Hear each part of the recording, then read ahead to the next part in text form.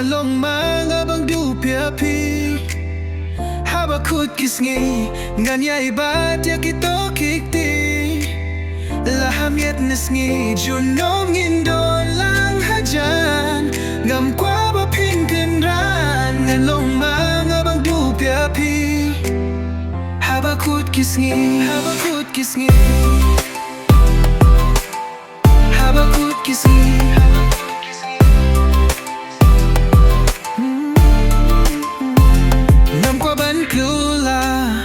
ya ka jing skip jonga hato pis no kumju lani pi don shawe ba kampa hu ngalaban kren bat pi baro shisngi kat bangi dangi ait kai halinti ngaju yo hi api ha jing post new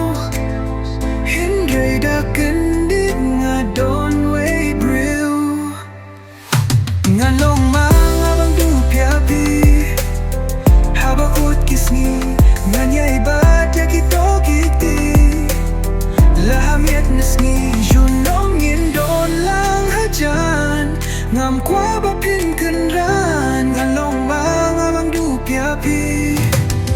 habakut kisngi habakut kisngi habakut kisngi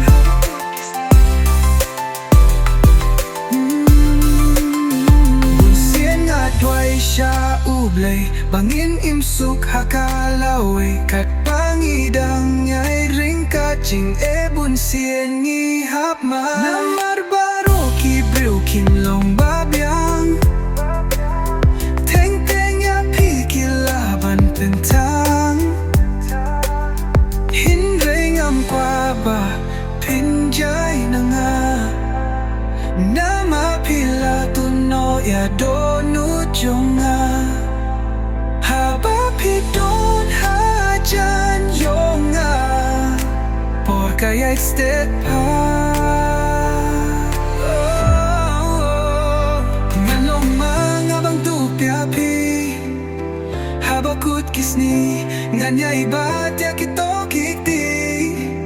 laham yet nesngi junong indon lang hajan ngam kwa ba pinkenran ngalong mga bang dupya pi habakut kisni habakut kisni